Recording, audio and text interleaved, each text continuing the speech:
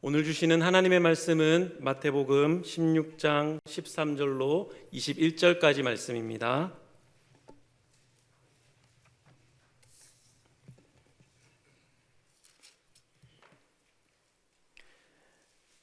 신약성경 27면에 있는 마태복음 16장 13절부터 21절까지 말씀입니다.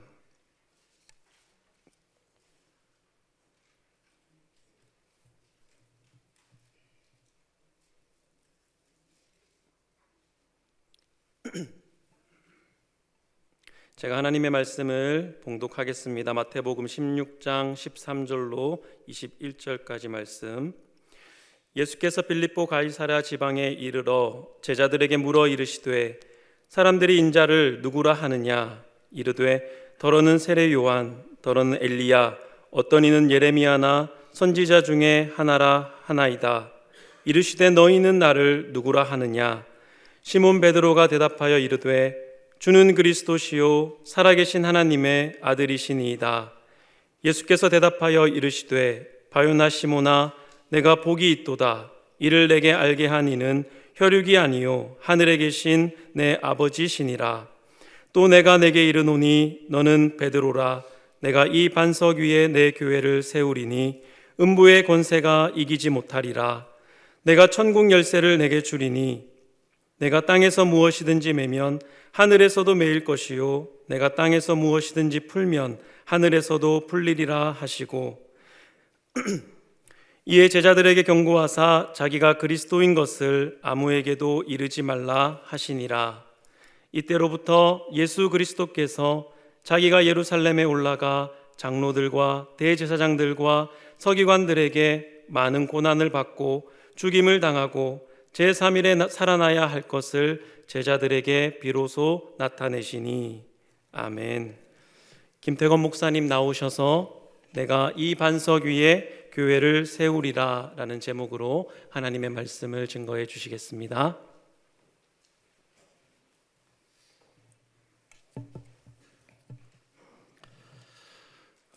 네, 안녕하셨어요. 지난 4월인가요? 교회 5번 연속 제가 주일마다 왔는데 또 안 올 줄 알았는데 또 목사님이 또 코로나 걸렸다고 그러니까 오게 됐습니다. 반갑습니다. 여러분들 건강한 모습 뵈니까 또 좋고요. 기도하고 말씀을 나누도록 하겠습니다. 하나님, 오늘도 이 주일에 우리 믿음의 공동체로 우리 로뎀 장로교회 성도님들을 불러 모아 주시고 우리의 주인이실 뿐만 아니라 교회의 주인이신 주님을 높여드리는 귀한 예배를 드리게 하심을 감사합니다. 하나님만 영광 받으시는 이 예배에 이 시간 함께 말씀을 나눌 때 말씀의 주인이신 우리 주님이 드러나시고 오직 주님만 영광 받으시는 귀한 말씀 시간 되도록 축복하여 주시옵소서. 예수 그리스도의 이름으로 간절히 기도드립니다. 아멘. 맹인모상이라는 한자 용어가 있죠.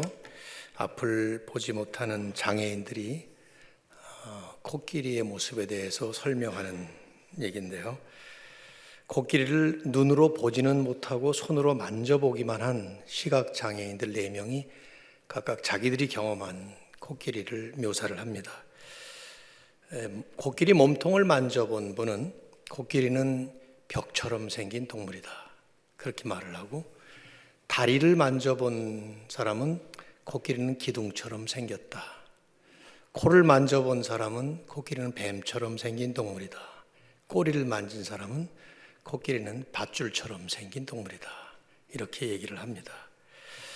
이들의 말이 하나도 틀린 말은 아니지만 다 부분적으로만 맞는 말이지 전체적인 그림은 아니라는 뜻에서 차원에서는 어느 하나도 딱히 바른 대답은 아닐 겁니다.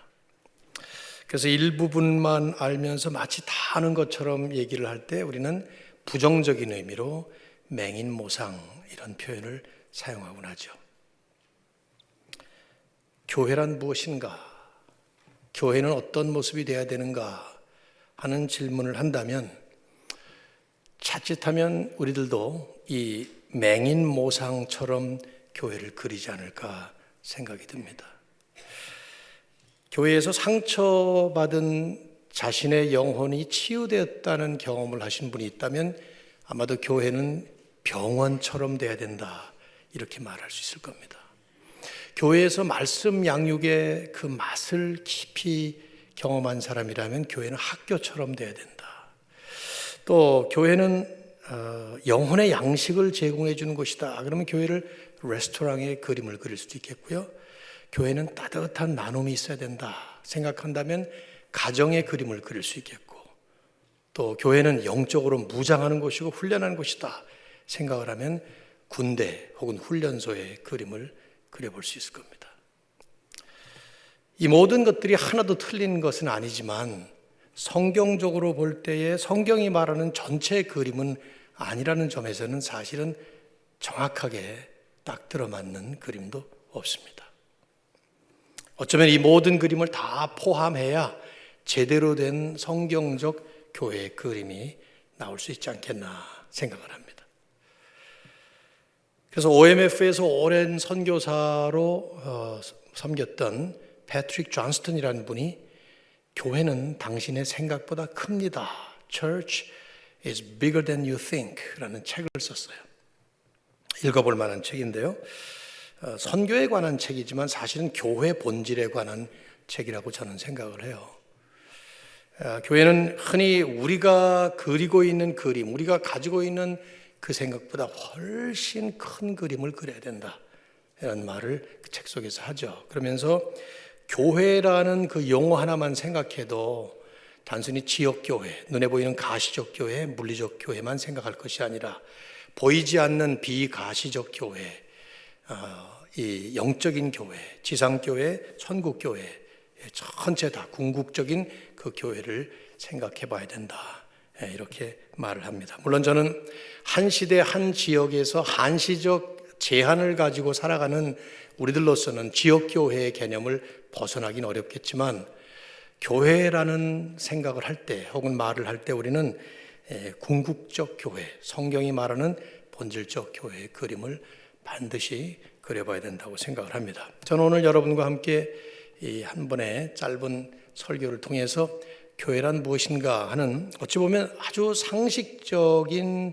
개념이지만 주제지만 현실적으로 보면은 사실은 쉽지 않은 주제를 다뤄볼까 생각을 해요. 준비를 해놓고 보니까 설교 한 편 가지고는 이건 너무 부족하다 하는 생각을 많이 듭니다. 오늘 제 말씀을 이제 좀 같이 잘 전하기 위해서 정리할 개념 하나가 먼저 있는데요. 이겁니다. 교회는 건물이 아니라 사람이다 하는 기본 개념이에요. 교회는 건물이 아니라 사람이다 하는 것이죠. 만일에 여러분에게 누가 로뎀 장로교회가 어디 있습니까? 하고 질문하면 여러분 뭐라고 대답하실 것 같아요? 제가 쉽게 생각을 해도 1759 웨스트 브로드웨이 애너하임 이렇게 말하겠죠. 그죠? 제가 여러 번 오긴 했지만은 저는 이게 좀 지리를 잘 못 찾아서 또 찍고 왔어요. 이렇게.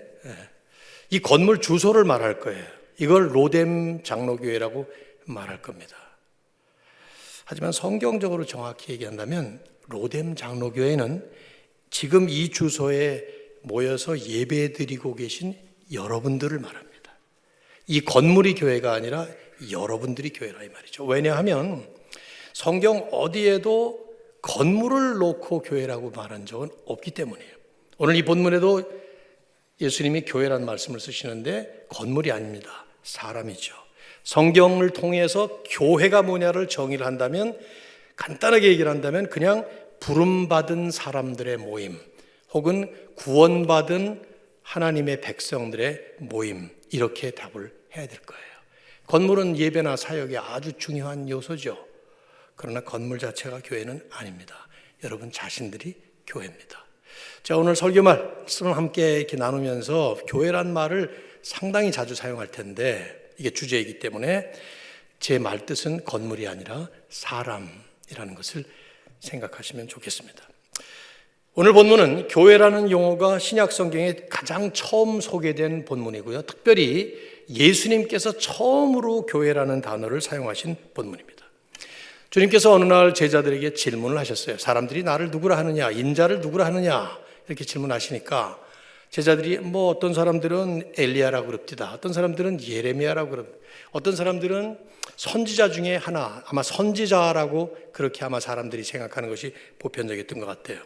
그랬더니 주님은 그들에게 그러면 너희는 나를 누구라 하느냐, 여기 강조점은 너희는 이라는 말이에요. Who do you say that I am? 하고 질문했어요. 그래서 제자들 가운데 늘 그러듯이 베드로가 대표격으로 대답을 합니다. 이 유명한 말이죠. 주는 그리스도시요 살아계신 하나님의 아들이십니다. 여기 예수님을 지칭해서 두 가지 칭호를 하고 있어요. 당신은 그리스도십니다. 그리고 살아계신 하나님의 아들이십니다. 그리스도라는 말은 헬라어입니다. 히브리어로 이 말을 돌리면 메시아라는 뜻이에요. 이 뜻은 언젠가 역사 속에서, 하나님의 역사 속에서 이 땅에 오셔서 택하신 하나님의 백성들을 구원해 주실 구원자, 당신은 바로 그런 분입니다 하고 대답을 한 거죠. 그리고 지금도 하나님은 살아계신데 그 하나님의 살아계신 하나님의 모든 권세와 능력을 가지고 계신 분, 하나님의 아들이십니다 하고 대답을 하는 거죠. 짧지만 아주 정확한 대답이었어요. 예수님이 감탄하신 듯한 인상이 역력하죠. 이걸 알게 하니는 내 혈육이 아니다, 내가 머리가 좋아서가 아니다, 하늘에 계신 내 아버지께서 가르쳐 주신 것이다. 그러면서 베드로의 이 대답에 대해서 주님은 처음으로 교회라는 단어를 언급하시면서 18절과 19절에 우리가 교회에 대해서 반드시 기억해야 될 아주 중요한 내용을 말씀하셨습니다. 자, 제 설교의 사실 핵심 구절이 18, 19절이니까요. 한번 같이 한번 읽어보시죠. 여기 영상 자막에도 띄웠으니까요. 자, 시작. 또 내가 내게 이르노니 너는 베드로라. 내가 이 반석 위에 내 교회를 세우리니 음부의 권세가 이기지 못하리라. 19절. 내가 천국 열쇠를 내게 주리니 내가 땅에서 무엇이든지 매면 하늘에서도 매일 것이요 내가 땅에서 무엇이든지 풀면 하늘에서도 풀리리라 하시고, 많은 말씀을 나눌 수 있을 것 같아요. 그러나 적어도 두 가지 교회론의 핵심을 말씀을 좀 나누도록 하겠습니다. 첫 번째는 교회의 주권입니다. 주권, headship 혹은 ownership of the church. 교회는 예수 그리스도를 주인으로, 예수 그리스도를 머리로 모시는 신앙 공동체다 하는 뜻이죠. 다른 말로 표현한다면 교회의 주권과 교회의 소유권은 예수 그리스도께 있다 하는 뜻입니다. 18절 말씀을 다시 보면 예수님이 하신 말씀에 너는 베드로라, 내가 이 반석 위에 내 교회를 세우겠다 말씀하셨어요. 여기 이제 신학적으로 잠깐 좀 정리를 할 필요가 있습니다. 가톨릭과 우리 개신교의 아주 현저한 차이를 보이는 신학적인 견해차가 여기 나오기 때문에요. 주님이 교회를 세우시겠다고 하는 여기 이 반석, this rock 이라고 표현한 이 반석이 뭐냐? 가톨릭에서는 이 반석을 베드로라는 사람으로 해석을 합니다. 그래서 베드로가 로마 교회의 첫 번째 교황이었고 그 뒤를 잇는 교황 체제를 통해서 교회가 세워졌다. 그래서 로마 교회 바티칸이 인정하지 않는 교회들은 교회 아니라고 그렇게 그들은 얘기를 하죠. 많은 해석을 해야 되겠지만은 간단하게 얘기를 한다면 이건 개신교 입장에서는 틀린 해석이에요. 왜냐하면 베드로가 로마 교회를 세웠다는 근거도 없을 뿐더러 그 당시에 베드로 외에 다른 사도들이 세운 이것저것 세운 교회들이 얼마든지 많으니까 말이죠. 문법적으로도 이건 말이 안 맞아요. 여기 너는 베드로라 하고 고유명사인 베드로로 번역된 이 단어는 헬라어로 페트로스라는 말이에요. 페트로라는 말이 여러분 석유라는 영어의 단어가 페트롤리엄 아닙니까? 거기 페트로라는 말은 돌석자를 우리가 쓰잖아요. 반석이라는 뜻이에요. 이 단어 자체가. 근데 베드로라는 이 단어에 대해서는 페트라스라는 남성 명사를 썼고 그 다음에 이 반석 위에 할 때 반석은 페트라라는 여성 명사를 썼어요. 같은 대상을 놓고 남성과 여성으로 이게 성을 바꿔서 사용할 수가 없는 거죠. 문법적으로 볼 때. 한마디로 여기 나오는 반석, 교회를 세우시겠다는 이 반석의 뜻은 베드로 개인이 아니라 베드로를 포함한 모든 사도들을 얘기하는 것이고 실제로 그 사도들을 통해서 예수님은 교회를 세우셨죠. 그리고 그들이 고백한 그 바른 신앙 고백. 주님은 베드로 개인에게 질문하신 것이 아니라 사도들 전체들에게 물으신 것이고, 베드로의 신앙 고백 역시 사도들 전체의 신앙 고백을 대변한 고백이었습니다. 그래서 아무도 여기에 토를 달지 않아요. 그러니까 이 말씀의 뜻은 베드로가 고백한 그 신앙 고백을 공유하는 모든 사도들 위해 교회를 세우겠다. 또 더 나아가서 이후에 이러한 신앙 고백을 공유하는 모든 바른 그리스도인들 위해 교회를 세우시겠다 말씀하신 것이죠. 근데 여기 중요한 포인트는 뭐냐면 이런 교회를 내가 내 교회로 세우겠다 말씀한 거예요. 내가 내 교회를 세우리니, 내가 주어가 주님입니다. 내 교회 소유권이 주님께 있습니다. 즉 참된 교회는 주님께서 세우시는 주님의 소유가 된 백성들을 뜻하는 것이죠. 로뎀 교회에 적용을 한다고 하면 로뎀 장로교회는 주님이 머리 되시고 주님이 주인이신 주님의 백성들이라는 것입니다. 개인적으로도 여러분의 인생의 주인이 주님이시지만 그런 고백을 하시는 성도들의 모임 자체가 바로 주님이 주인 되시고 주님의 소유가 된 백성들이라는 것이죠. 여러분 그렇게 고백을 하시나요? 안 하세요? 아무도? 대답이 없어요. 고백을 하세요? 뭐 내가 강요하는 건 아니에요. 안 하시려면 안 하셔도 괜찮아요. 그러나 분명히 아마 여러분이 신학적으로 바른 그리스도인이라면 이걸 다 공유하고 계실 거예요. 교회의 헤드십, 오너십, 교회의 주권과 교회의 소유권은 우리 주님께 있다. 주님이 주인이시다 하는 걸 다 아마 인정을 하시겠죠. 사도들은 이 점을 교회의 이 편지를 쓸 때마다 우리에게는 성경으로 주어졌지만 직접 간접으로 많이 강조했어요. 고린도 교회, 에베소 교회, 골로새 교회, 특별히 바울이 교회들에게 편지할 때마다 이런 얘기를 강조했죠. 성경 구절 몇 개만 본다면 에베소 1장 22절, 바울은 이런 말을 에베소 교회에 했습니다. 또 만물을 그의 발 아래, 여기 그의는 주님이에요, 복종하게 하시고 그를, 주님을 만물 위의 교회의 머리로 삼으셨느니라. 교회는 그의 몸이니 만물 안에서 만물을 충만하게 하시는 이의 충만합니다. 모든 만물의 주인이 주님이시지만 그 안에서 특별히 교회의 주인 되시고 교회의 머리 되시는 분이 예수 그리스도다 고백하는 것이죠. 선포한 거예요.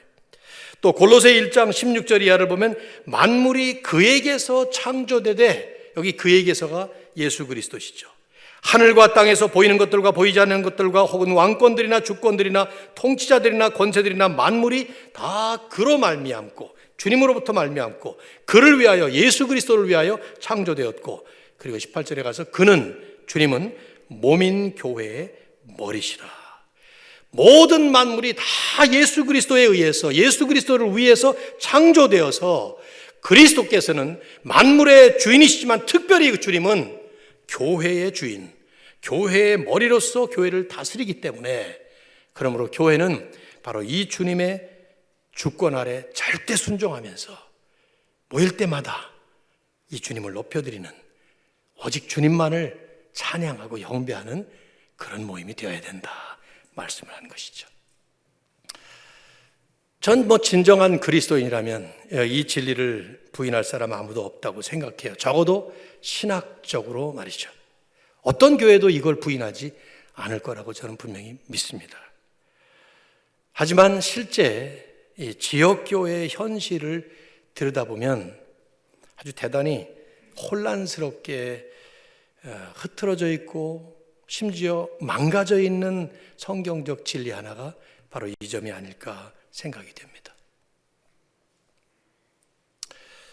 교회의 주인이 주님이라면, 그러면 어떤 사람도, 어느 누구도, 조직도, 어떤 제도도 주인 노릇을 하지 말아야 되는데 실상은 그렇지 않은 경우가 상당히 많이 있습니다. 사람이 주인이 되어 있는 교회 참 많이 있어요. 아주 역력하게 보여요. 어떤 교회를 가보면 누가 이 교회 주인 노릇하는구나 그게 보인단 말이죠. 목사님이 그럴 때도 있고 뭐 어떤 직분을 가진 분이 그럴 때도 있고 제도가 다스리는 교회도 많이 있습니다. 특히 한국 교회는 관습이 전통이 다스리는 교회들이 많습니다. 이게 성경적이지 않은 그런 전통, 그런 관습. 물론 그 전통이 이제 시작되는 시점에서는 분명히 의미가 있었고 좋은 뜻으로 시작이 됐을 겁니다. 하지만 5년, 10년, 20년, 30년 세월이 지나가면서 그 의미는 퇴색돼 버리고 아예 상실되어 버리고 그냥 그 전통 유형만 남아버린, 그래서 왜 그걸 해야 되는지도 모르는데도 그냥 그걸 주장하는,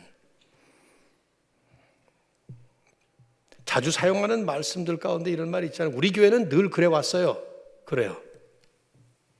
제가 목사님들 코칭을 하거든요. 지금 목회를 이제 저는 은퇴를 했고 목사님들 코칭을 하는데 목사님들 가운데 어려움을 겪는 분들의 호소 중에 하나가 이제 막 교회에 부임했어요. 한 50년 넘은 교회에 부임을 했습니다. 젊은 목사님이. 그런데 이 목사님이 제일 힘들어하는 그 성도님들의 말 중에 하나가 우리 교회는 늘 그랬어요. 거기서 끝이에요. 그러니까 바꿀 생각 못하고 거기다 뭐 토달지 못한다는 거예요. 근데 왜 그랬느냐 하는 질문하면 답이 없다는 거죠. 어떻게 해서 시작됐는지도 모른다는 거예요. 막 머릿속으로 제가 떠오르는 예화들이 굉장히 많아요 지금. 근데 그런 예화를 들지는 않겠습니다. 요새는 이게 전부 인터넷으로 나가니까 저 우리 교회 얘기하는구나 그럴까 봐 못하겠어요. 뭐 거두절미하고 그러면 여러분이 질문하시겠죠. 어떻게 하는 것이 주님이 머리 되시고 주님이 주인 되시는 그런 교회로 우리가 갈 수 있나, 실천할 수 있는 방법이 뭐냐 하고 질문하실 것 같은데 뭐 여러 가지가 있겠죠, 구체적으로. 하지만 저는 너무 쉽게 어떻게라는 방법론을 향해서 가는 것에 좀 주저해요. 그보다는 우리 교회 공동체의 모든 사역이 과연 그리스도를 정말 높여드리고 우리 주님이 정말 주인 되시는 그런 사역을 하고 있는지, 또 교회 공동체를 이루고 있는 성도들 개개인의 개인적인 삶 속에 그리스도께서 정말 주인이 되시는 그런 삶을 살고 있는지 지속적으로 끊임없이 반추하고 검토하는 이 노력이 우리에게 필요하다라고 말씀드리고 싶어요. 뭐 우리는 어느 순간도 완벽하지가 않아요. 그래서 잘 나가는 듯 싶다가 또 실패하고 그럽니다. 하지만 우리가 해야 될 일은 우리 개인의 삶 속에, 공동체의 사역 속에 정말 그리스도가 주인이신가? 나의 삶의 주인이 과연 주님이신가? 우리 교회 공동체의 주인이 정말 주님으로 지금 실제 내막을 아시는 주님이 보실 때에도 그렇게 보실까? 하는 질문을 끊임없이 하면서 반추하고 검토하고 살펴봐야 된다는 것이죠. 지속적인 반추, 검토, 회개. 우리 지금 그렇게 하고 있지 않습니까, 목사님? 이 예배만 해도 지금 예배 처음부터 여기까지 오는 동안에 뭐 찬양을 온전히 주님만을 높여드리지 않았어요? 기도를 우리 장로님께서 얼마나 정성스럽게 준비하셔서 주님의 이름으로 기도 올리지 않았습니까? 뭐 저는 지금 설교 준비를 해와서 주님을 높여드리자고 설교 전부 다 우리 그러고 있는 거 아닙니까? 이렇게 우리가 질문할 수 있겠고 생각해 볼 수 있겠죠. 맞습니다. 늘 그렇게 노력을 합니다. 그러나 더 깊이, 더 정직하게, 겸손하게 살펴봐야 되겠죠. 왜냐하면 현실을 보면 참 이상한 그 이름을 가진 책들이 나오는 거 보면은요, 언젠가도 여러분에게 제가 한번 소개를 해드렸어요. Christless Christianity라는 책이 있는데 그리스도 없는 기독교. 한번 제가 여러분에게 언급한 적이 있어요. 생각 안 나실지 모르겠지만 이 책을 누가 썼는가 하면 뭐 이단 쪽에서 나왔으면 우리가 신경 쓸 필요 없지만 여러분은 이제 고신 측이고요. 저는 PCA의 목사입니다. 다 우리 같이 개혁주의 신학을 고수하고 있고, 그런 우리 개혁주의 입장에서 볼 때 선봉장처럼 신학을 잘 정립해서 이끌어 가시는 마이클 홀튼이라고 하는 교수님이 있으셨어요. 여기 저 샌디에고 내려가는 데 있는 웨스트민스터, 서부 웨스트민스터의 지금 현재 교수님인데, 참 많은 책들을 써서 많이 일깨워주고 있는데, 이분이 쓴 책이에요. 그리스도 없는 기독교.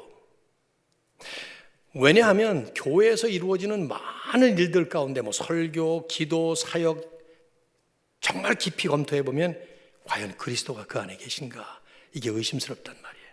그래서 이분이 그 책을 쓰면서 재미있는 얘기를 하나 쓰는데, 제가 살았던 필라델피아의 십장로교회라고 있습니다. 10th Presbyterian Church라고 우리 PCA에 속한 아주 모범적인 좋은 교회인데, 그 교회 유명한 목사님들이 다 지나갔죠. 한참 전 목사님인 도널드 그레이 바나우스라고 하는 목사님이 계셔요. 그분이 했던 말을 거기 인용을 합니다. 이분이 이런 말을 질문을 해요. 만일에 사탄이 필라델피아를 완전히 장악해버리면 어떤 모습이 될까? 이 필라델피아 시가. 배트맨에 나오는 고담시 같은 그런 시가 아니라는 거예요. 이 바널드 그레이 바나우스가 얘기한 말인데요. 이렇게 상상을 했어요. 만일 사탄이 필라델피아를 완전히 장악해버리면 이런 모습이 될 것이다. 들어보십시오. 술집들은 모두 다 문을 닫을 것이고, 도생물들은 자취를 감출 것이고, 깨끗해진 거리에는 얼굴에 웃음 넘치는 보행자들로 가득 찰 것이고, 사람들의 입에서는 저주나 악담들이 사라질 것이고, 아이들은 yes sir, yes ma'am 하며 공손하게 말하게 될지 모른다. 그리고 중요한 말이, 교회는 매주일 문전성시를 이루며 가득 차게 될지도 모른다. 그러나 교회에서 그리스도는 선포되고 있지 않을 것이다. 정말 우리의 삶이 그리스도를 높이는 삶일까? 우리가 매번 예배를 드릴 때마다 주신 것이 너무 감사하고 받은 것이 너무 감격스럽고 이미 얻은 구원의 은혜와 복음의 축복이 너무나 커서 더 이상 주님께 기도를 하면 달라는 얘기가 나올 필요가 없을 만큼 여호와는 나의 목자신 내게 부족함이 없으리로다, 더 안 주셔도 돼요 하는 기도일까? 아니면 뭔가 부족해서 더 달라고 여기에 나와 있는 것일까? 이미 주신 그 주님의 은혜, 내 안에 임한 하나님의 나라가 너무 영광스럽기 때문에 그 영광스러운 삶을 지난주 일주일 동안도 우리의 삶의 현장에서 마음껏 경험하다가, 비록 영적 싸움에서 싸움은 싸우기도 하고 넘어지기도 하고 했지만 여전히 우리 가운데 역사하신 그 하나님을 분명히 인식하면서 이렇게 모여서 우리가 드리는 찬양과 기도와 말씀과 모든 것들이 전부 다 예수 그리스도에게 초점을 맞추고 있을까? 질문을 해볼 때 과연 그럴까 하는 도전적인 생각은 안 해볼 수가 없는 거죠.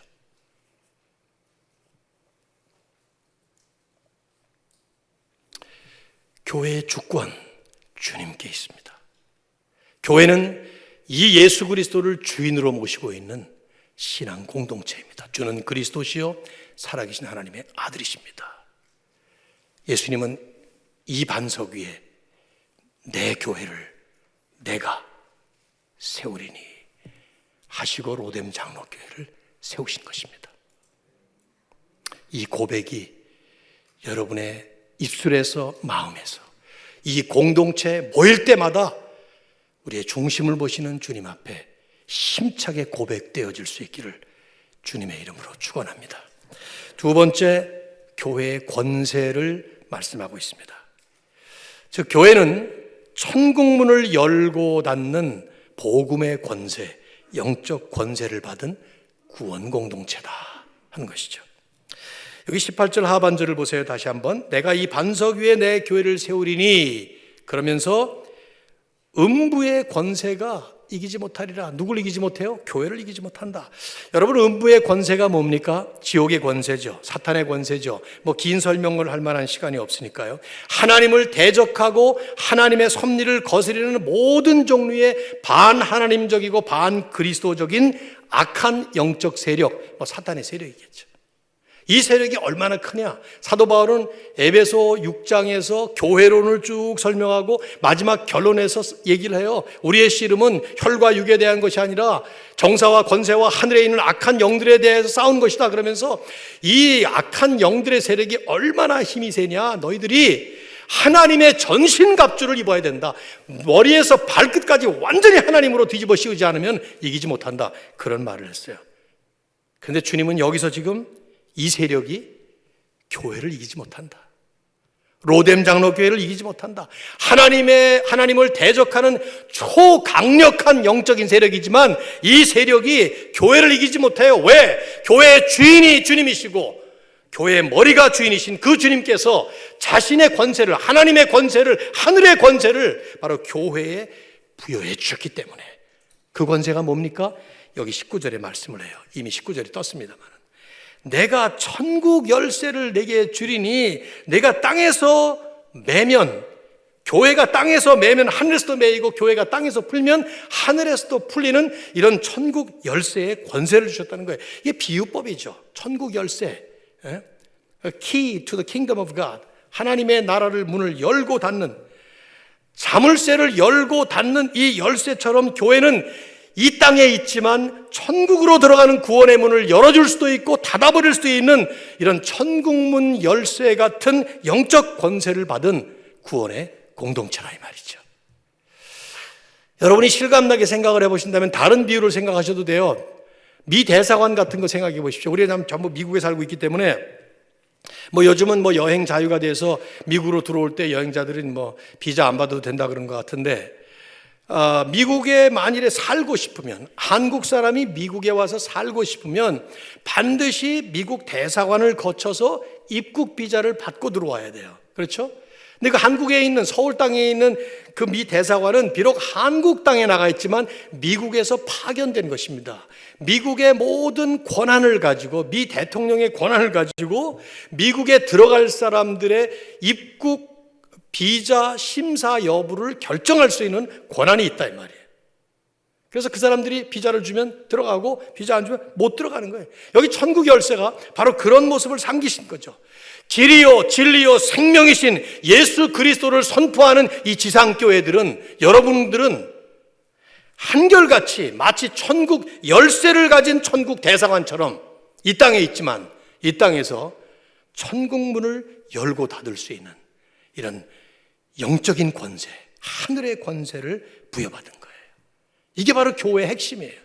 그런 의미 때문에 종교 개혁자들은 가톨릭이 1600년 동안 점점 퇴락해가는 모습을 보면서 다른 의미에서 교회의 중요성을 강조했어요. 마틴 루터는 교회를 떠나서는 구원은 불가능하다 이렇게 말을 했고, 우리가 좋아하는 칼빈 같은 사람은 교회를 참석하지 않는 사람은 그리스도인이라고 말할 수 없다 이런 말을 했어요.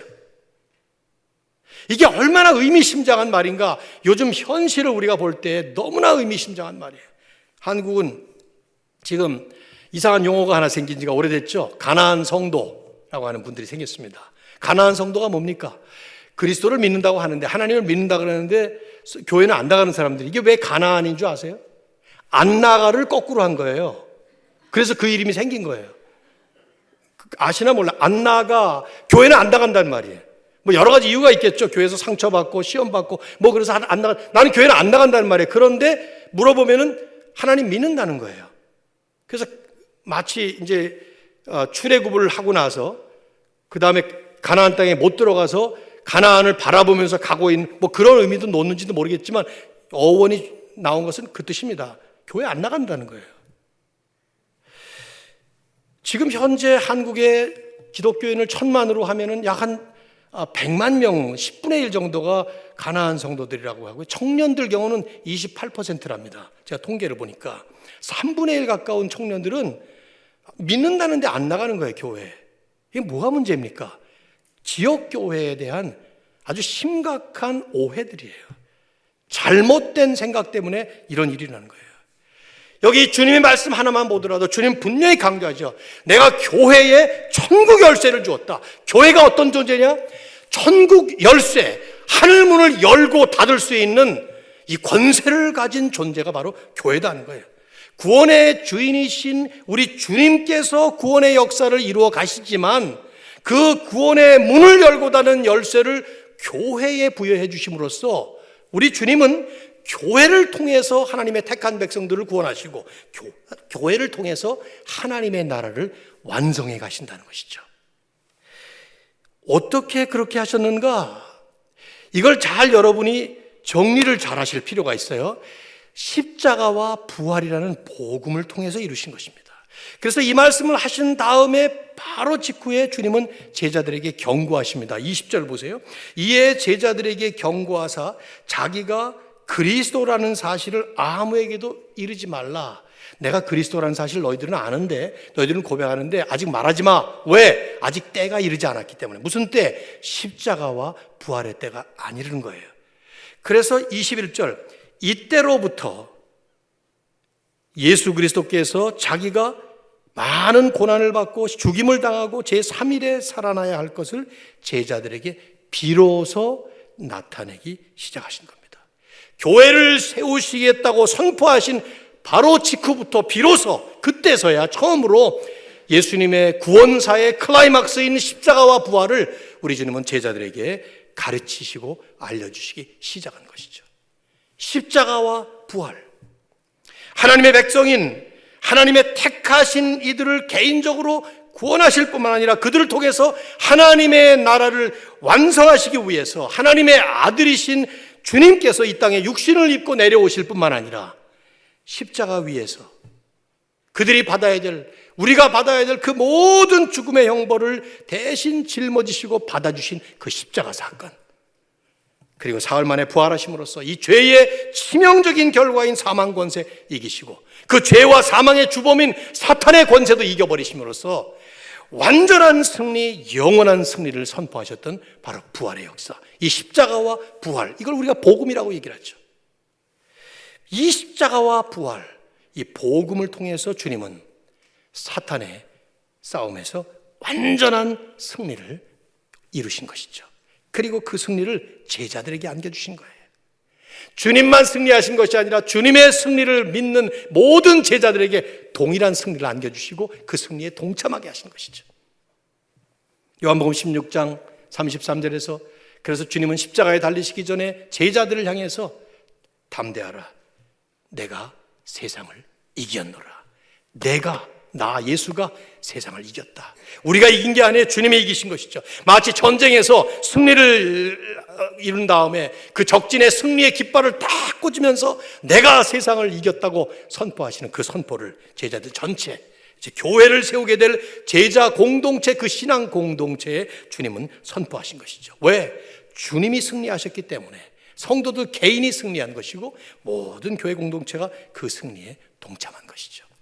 바울은 로마 교회를 향해서 에베소 교회나 고린도 교회나 골로새 교회에 하신 것처럼 그렇게 교회론을 얘기를 하지는 않았지만 여기저기 개인적인 구원 플러스 교회 공동체의 구원의 역사를 많이 설명을 했습니다. 그 중에 대표적인 게 여러분과 제가 좋아하는 성경 구절이에요.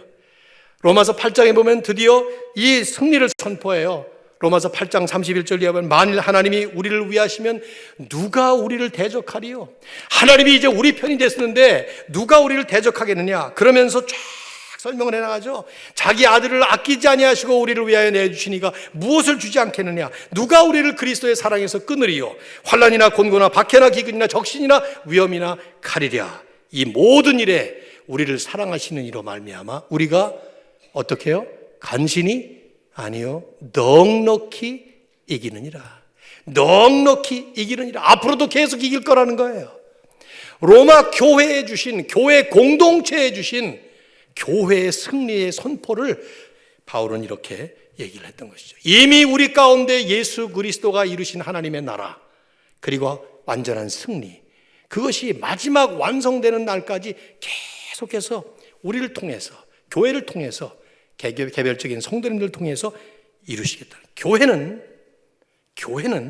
바로 이 구원의 복음을 먼저 경험하고 이 구원의 복음을 세상에 선포하는 이 복음의 권세, 영적 권세를 발휘하는 구원의 공동체라는 것입니다. 그리스도를 믿고 구원받은 성도들 안에 이미 하나님의 나라가 이루어졌어요. 그래서 그걸 누리는 거예요. 우리가 지금 이 예배를 통해 누리는 거예요. 그러면서 또 마지막 날 완전하게 완성될 날을 향해서 계속 우리는 달려가는 겁니다. 이루어진 종말론과 완성될 종말론. Already but not yet. 이미 우리 안에 실현된 하나님의 나라라, 완성될 하나님의 나라를 향해서 철로 역정을 가는 것처럼. 그래서 우리는 성도로서, 교회로서 이미 우리에게 주신 이 구원의 은혜를 만끽하면서 사는 것이고, 그러면서도 계속해서 완성을 향해서 힘있게 달려가는 그런 영광스러운 위대한 하나님의 천국 대사관 역할을 하고 있는 것입니다. 주님은 이런 공동체를 시작하시면서 마태복음 28장 마지막 절에서 약속을 하셨죠. 볼지어다 내가 세상 끝날까지 너희와 항상 함께 있으리라. 많은 성도들이 자꾸 이런 말씀들을 개별적으로만 받아요. 이건 11명의 제자들에게 하신 말씀이에요. 지금 이 말씀을 마태복음 16장에 교회를 말씀하셨던 주님께서 마태복음 28장에 가서 11명의 제자들, 가룟 유다는 빠져버렸으니까 제자들이 왔을 때 내가 하늘과 땅의 모든 권세를 너희에게 부여한다 그러면서 내가 세상 끝날까지 완벽한 승리자인 내가 너희와 항상 함께 있을 것이다. 그런데 교회를 무시하고 가나안 안 나가, 이건 말이 안 되는 일이죠. 물론 저는 현실적으로 보면 솔직히 지상교회들이 그렇게 보이지 않을 때가 너무 많아요. 훨씬 더 많아요. 개별적인 성도들의 모습만 봐도 그래요. 막 영광스럽고 위대한 하나님의 백성, 내가 내 모습을 봐도 그래요. 승리할 때보다 실패할 때가 많은 것 같고, 승리를 선포하는 이런 승리자의 모습보다 또 넘어지고 무너지고 망가지고 실수하고 죄짓고,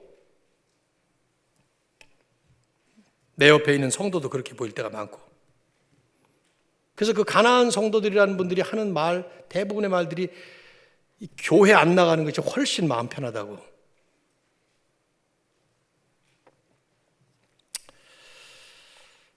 척 콜슨도 이것이 교회다라는 책을 쓰면서 오늘의 교회들은, 지역교회들은 소비자들의 취향이나 맞춰주고 있는 소매점들처럼 돼버렸다, 그렇게 한탄을 했어요.